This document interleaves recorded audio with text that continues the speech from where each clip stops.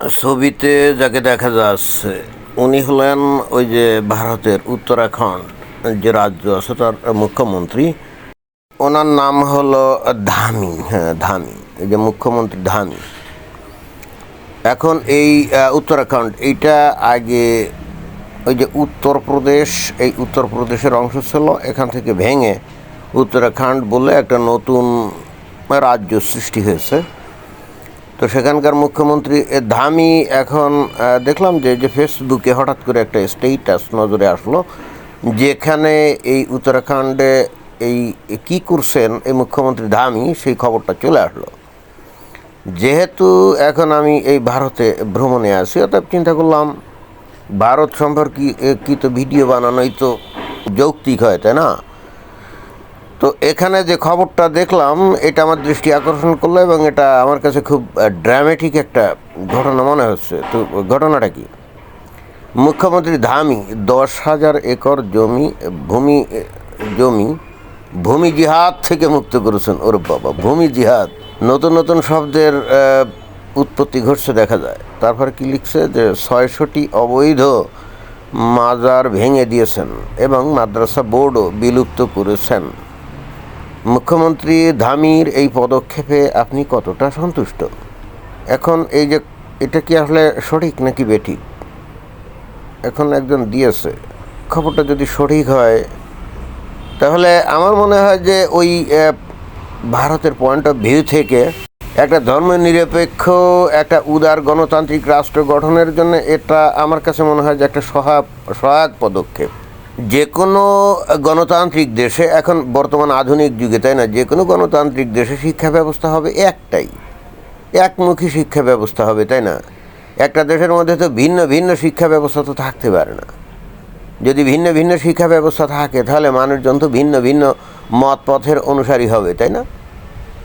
কিন্তু দুর্ভাগ্যবশত আমরা সেই ব্রিটিশ পিরিয়ড থেকে এই ব্রিটিশদের চক্রান্তে, যাতে করে ভারতীয় উপমহাদেশে মানুষজন জাতপাত নিয়ে, বিশেষ করে ধর্মীয় সাম্প্রদায়িকতার বিষ বাষ্পে আক্রান্ত হিন্দু মুসলমান পরস্পরের সাথে মারামারি কাটাকাটি করে, এবং এই ভাগে যাতে ব্রিটিশরা চিরকাল এই ভারতে তাদের রাজত্ব মানে উপনিবেশ কায়েম করতে পারে এবং এই ভারতের ধন সম্পদ তারা লুটপাট করতে পারে, ওই জন্যই বস্তুত তারা এই ভারতীয় উপমহাদেশে এই যে মাদ্রাসা চালু করছিল। কেন মাদ্রাসা চালু করছিল? তাদের উদ্দেশ্য ছিল যে, এবং তারা লক্ষ্যও করছে যে এই উপমহাদেশে বস্তুত মুসলমানরা ধর্মীয়ভাবে সবচাইতে বেশি আবেশিত একটা জাতি, অর্থাৎ ধর্মের ব্যাপারে তাদের যে আগ্রহ এবং তাদের যে উন্মাদনা, এটা ওই হিন্দুদের মধ্যে বা খ্রিস্টান বা বুদ্ধিস্ট এদের মধ্যে নাই, বিশেষ করে হিন্দুদের মধ্যে নাই। এবং এছাড়া এই আরও একটা জিনিস খেয়াল করতে হবে যে এই ভারতীয় উপমহাদেশে ইংরেজরা কাদের কাছ থেকে ক্ষমতা কেড়ে নিয়েছিল এবং তারা নিজেরাই উপনিবেশ স্থাপন করেছিল, তো মুসলমানদের কাছ থেকে, রাইট? এই ভারতীয় উপমহাদেশে কারা রাজত্ব করতো? যেমন দিল্লিতে ওই যে মুঘল যে উত্তরাধিকারী ছিল তারাই, তাই না? যে বাহাদুর শাহ, একেবারে লাস্টে এসে বাহাদুর শাহ, তাই না?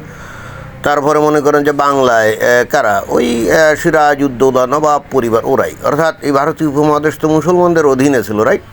ইংরেজরা তো ছলে বলে গলে কৌশলে এদের কাছ থেকেই তো ক্ষমতা ছিনিয়ে নিয়েছিল। সেই ক্ষেত্রে একেবারে ঐতিহাসিকভাবে এখানে একটা ঘটনা ঘটবে, সেটা হলো মুসলমানরা ইংরেজদের ভয়ঙ্কর শত্রু হবে, কারণ তাদের কাছ থেকে ক্ষমতা কেড়ে নিয়েছিল। আর হিন্দুরা কিন্তু ইংরেজদের বন্ধু হবে, কারণ এই ভারতীয় উপমহাদেশে হিন্দুরাই তো বেশি সংখ্যায় ছিল। তো তারা তো কখনোই চাইতো না যে মুসলমানরা তাদের উপরে রাজত্ব করুক।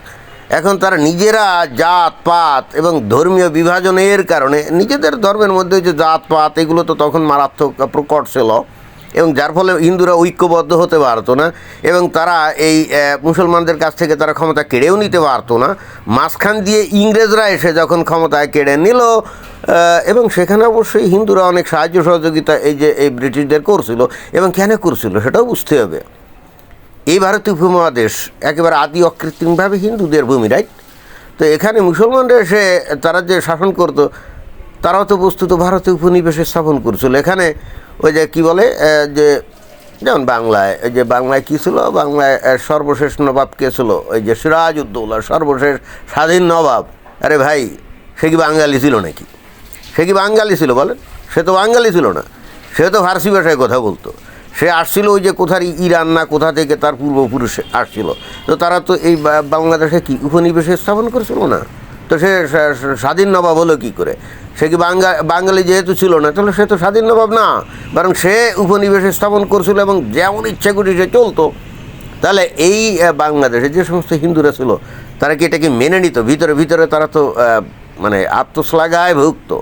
তারা তো স্বপ্ন দেখতো যে এই মুসলমানদের, এই বহিরাগত মুসলমানদের এই শাসন থেকে তারা হবে, মুক্তি পাবে, তাই না? তো ইংরেজরা এসে হাজির যখন হলো, তখন স্বাভাবিকভাবে কী হবে? হিন্দুরা তাদেরকে সাহায্য সহযোগিতা করবে না? এখন অনেকে বলে কি তারা নাকি দেশদ্রোহী, তারা নাকি স্বাধীনতার বিরুদ্ধের লোক ছিল। কীভাবে? আমি তো বুঝলাম না। এটা মুসলমানদের জন্যে হয়তো মনে হতে পারে যে মুসলমানদের জন্য এটা ঠিকই আছে, তারাই শাসন করতো, বাট হিন্দুদের জন্য তো এটা ছিল না। আবার আপনি যদি ভাষাতাত্ত্বিকভাবে, নৃতাত্ত্বিক বা সাংস্কৃতিকভাবে দেখেন, তাহলে এই বাংলাদেশের মুসলমান অথবা হিন্দু কারোর জন্যই তো এটা স্বাধীনতা ছিল না। কারণ এই যে সিরাজউদ্দৌলা বা তার যে আদি যে ওই যে আলীবর্দী ঘাটা যে বা যারাই এখানে ধারাবাহিকভাবে রাজত্ব করতো, তারা তো কেউ বাঙালি ছিল না। So Bangladesh was actually A colony to them. অর্থাৎ এখানে হিন্দু বা মুসলমান সবাই তো আসলে উপনিবেশের লোকজন ছিল, তাই না? যাই হোক, ইংরেজরা যখন এসে এখানে নানা রকম ষড়যন্ত্র করে ক্ষমতা নিয়ে নিবে, তখন কিন্তু হিন্দুদের ওই যে রাজা রায়দুল্লভ বা রায়বল্লভ কী জানি, উমিচাঁদ, জগৎ শেঠ, বিভিন্ন নাম আমরা শুনি না? তোরা কেন সাহায্য করবে না? আমি তো আসলে এই জিনিসটাই আমি মাথায়, মানে যখন আগে ইতিহাস পড়তাম তখন তো এত গভীরলি বুঝতাম না, মানে গভীরভাবে বুঝতাম না। এখন তো বুঝি যে হিন্দুরা কেন সাহায্য করছিল মুসলমানদের নাকফাঁস থেকে তারা মানে মুক্ত হতে, এবং তারা মনে করছিল যে মুসলমানদের অধীনে থেকে লাভ কী? আধুনিক সমাজে তো সমস্ত প্রতিষ্ঠিত হয় না। ইংরেজরা আধুনিক, তাদের অস্ত্রপাতি আধুনিক, তাদের জ্ঞান বিজ্ঞান আধুনিক, তাদের সমাজচিন্তা আধুনিক। তো তারা যদি এখানে শাসন করে তাহলে এরা আরও বেশি সভ্য হবে, আরও বেশি উন্নত হবে, এরকম। মানে মুসলমানদের অধীনে থেকে ফায়দাটা কী?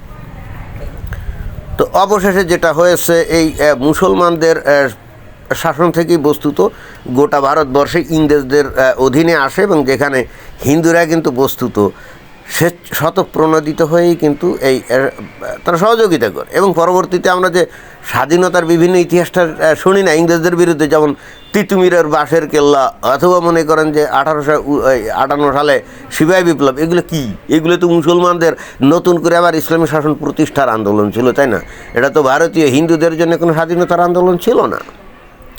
আপনি যদি মানে ধর্মীয় পার্সপেক্টিভে যদি আপনি দেখেন, তিতুমিরের যে বাঁশের কেল্লা, তিতুমির কে ছিল? সে শরিয়া শাসন কায়েমের জন্য সে আন্দোলন শুরু করেছিল। তারপরে 1858 সালে মানে 57 সালে আর কি, যে সিপাহী বিপ্লব, ওরাও আবার ইসলামিক শাসন প্রতিষ্ঠার জন্য আন্দোলন করছিল। বিষয়টা তো তাই। তো সেক্ষেত্রে এটা তো হিন্দুদের স্বার্থের এগেনস্টে চলে গেল না? এত কথা আমি কেন বললাম ইতিহাস থেকে? এই কারণে বললাম, পরবর্তীতে এই মুসলমানরা যদি আধুনিক জ্ঞান বিজ্ঞানে পারদর্শী হয়, তাহলে তারা আবারও এমন আন্দোলন শুরু করবে যে ইংরেজদের কি এখানে পাত্তাড়ি গুটিয়ে ভাগতে হবে, তাই না? ইংরেজরা দেখলো এরা যেহেতু বেশি ধর্মীয়ভাবে আবেশিত, অর্থাৎ এদের যদি ধর্ম শিক্ষা দেওয়া হয় তাহলে এরা মাদ্রাসার মসজিদ, নামাজ, কালাম, দোয়া, দরুদ এগুলো নিয়ে ব্যস্ত থাকবে। এই দেশ নিয়ে, দেশের তারা যে আসলে এই ভারতের ক্ষমতা থেকে সরে গেছে, আবার ওইটা ফিরে পাওয়ার জন্য তারা লালায়িত হবে না। এবং খেয়াল করে দেখেন, এর আগে যদিও দীর্ঘদিন ধরে এই ভারতীয় উপমহাদেশে মুসলমানদের শাসন ছিল, তারা কিন্তু মাদ্রাসা এগুলো কিছু আনায় নাই। মাদ্রাসা বানিয়েছে কারা? এই ইংরেজরা। কেন? কারণ ওদের ধর্মের মধ্যে ঢুকায় ফেলার জন্য, বুঝছেন? এবং আমরা এটা জানি, পরবর্তীতে আমরা যে ভারতের স্বাধীনতা সংগ্রামের ইতিহাসে দেখবেন যে হিন্দুদের জয় জয়কার। কারণ যখনই এই হিন্দুরা এই ইংরেজদের আধুনিক জ্ঞান বিজ্ঞান শিক্ষা লাভ করলো, সমাজবিজ্ঞান, দর্শন, রাজনীতি ইত্যাদি, গণতন্ত্র ইত্যাদি যখন পড়াশোনা করলো, তখন তারা উপলব্ধি করলো আমরা তো এখন ইংরেজদের উপনিবেশ। অর্থাৎ এই জন্যে দেখবেন যে দলে দলে ওই যে হিন্দুদের স্বাধীনতা আন্দোলনের যে লোকজন, এরা অনেক মানে হিন্দুরা আসলো। সেখানে কিন্তু মুসলমানের সংখ্যা আবার কম ছিল, একবারে ছিল না তা না, ছিল, বাট হিন্দুরাই কিন্তু বেশি সংখ্যায় ছিল। কারণ তারা নতুন জ্ঞানে উদ্বুদ্ধ হয়ে তারা উপলব্ধি করছিল, আরে আমরা তো ইংরেজদের পরাধীনতায় আছি, দাসদাসী হিসাবে আছি, আমাদের স্বাধীনতা অর্জন করতে হবে। ক্লিয়ার? এখন ঘটনা হচ্ছে যে এরপর ধরেন যে সেই দ্বিজাতি তত্ত্বের ভিত্তিতে পাকিস্তান এবং ভারত দুইটা আলাদা দেশ হয়ে গেল, ইটস ওকে ফাইন, আলাদা দেশ হলো। কিন্তু এটা আমার মাথায় এখনও আসে না যে ভারত যেহেতু তারা হিন্দুত্ববাদিতা মানে হিন্দুদের জন্য দেশ, তাই না, সেখানে কী কারণে ওই ব্রিটিশদের যে স্থাপিত মাদ্রাসা সিস্টেম এটা কেন থাকবে? ভারত তারা দাবি করলো যে আমরা একটা গণতান্ত্রিক ধর্মনিরপেক্ষ দেশ আধুনিক যুগে, তাহলে তাদের শিক্ষা সিস্টেম কি একমুখী হবে না, একই হবে না? সারা ভারতে একই তো হবে। এরপরে কেউ যদি ধর্ম নিয়ে বেশি পড়াশুনো করতে চায়, ধর্ম নিয়ে জানতে চায়, ইটস ওকে, সাধারণ শিক্ষার সাইডে সে তার ব্যক্তিগতভাবে জানতে পারে। ধর্ম শিক্ষা করা এটা তো রাষ্ট্রের দায়িত্ব না।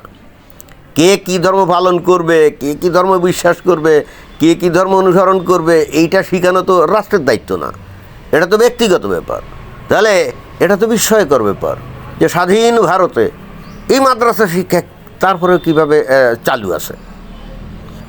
এবং যেহেতু এই মাদ্রাসা শিক্ষা চালু আছে, এই হেতু এই যে দেখেন যে এই ভারতের স্বাধীনতার 80 বছর পরে এসে এখন কিন্তু এই মুসলমানদেরকে নিয়ে এখন এই ভারতের শাসক গোষ্ঠীকে চিন্তা করতে হচ্ছে, কারণ এরা সামহাও এই ভারতের মধ্যে থেকে আবারও গাজওয়াতুল হিন্দ করার স্বপ্ন দেখে, আবারও কিছু ভূমি নিয়ে আলাদা দেশ তৈরি হওয়ার স্বপ্ন দেখে, অথবা একেবারে টোটাল ভারতকে তারা গ্রাস করার স্বপ্ন দেখে।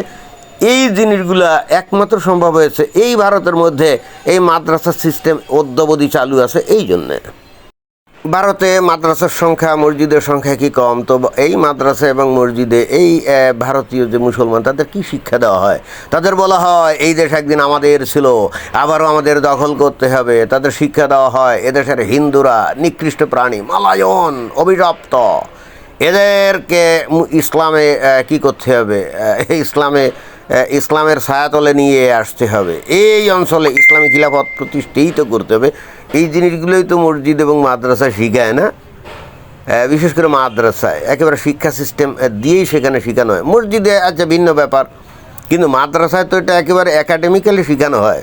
তো স্বাধীন ভারতে গণতান্ত্রিক দেশে কিভাবে এই মাদ্রাসা সিস্টেম এরা চালু রেখে একটা নির্দিষ্ট ধর্মীয় গোষ্ঠীকে ধর্মান্ধ বানায়, এটা তো আমার বোধে আসে না। এ ভারতীয় সরকারের আরও অনেক আগে এ ব্যাপারে সিদ্ধান্ত নেওয়া উচিত ছিল। এরা ওই মুসলমানদেরকে তাদের ধর্মীয় শিক্ষায় শিক্ষিত করে তুলে প্যারালাল তাদেরকে জিহাদি বানাবে, জঙ্গি বানাবে। তাদের ভারতের মধ্যে বসে থেকেও যারা নাকি ভারতকে ভালোবাসবে না, ভারত বিরোধী কর্মকাণ্ডে লিপ্ত হবে, এবং অবশেষে ডাক্তারের মতো লোকজন যারা নাকি গুলি বন্দুক বারুদ বিস্ফোরক নিয়ে বিভিন্ন জায়গায় আক্রমণের প্ল্যান পায় তারা করবে। এরপরেও যদি তারা মনে করে যে এই মাদ্রাসাগুলো চালু থাকবে আর এখান থেকে উদার গণতান্ত্রিক ধর্মনিরপেক্ষ মানুষ বের হয়ে আসবে, জি না, দিস ইজ কোয়াইট ইম্পসিবল। এটা কিন্তু কোয়াইট ইম্পসিবল। তো এখন কথা হচ্ছে যে এই উত্তরাখণ্ডের এই মুখ্যমন্ত্রী ধামি এখন যদি এই মাদ্রাসা বোর্ড টোড এগুলো বিলুপ্ত করে থাকে, আমি জানি না করছে কি না, যদি করে থাকে আমার মনে হয় যে এটার একটা ভালো ফলাফল সামনে আসে। কেউ যদি ইসলাম ধর্ম পালন করতে চায় সেটা সে নিজে ব্যক্তিগতভাবে করুক, বাসায় পড়াশুনো করে করুক। ওই ইসলাম ধর্ম অথবা হিন্দু ধর্ম অথবা খ্রিস্টান ধর্ম অথবা বুদ্ধ ধর্ম এগুলো শেখানোর দায়িত্ব তো সরকারের না, কি বলেন? ধন্যবাদ।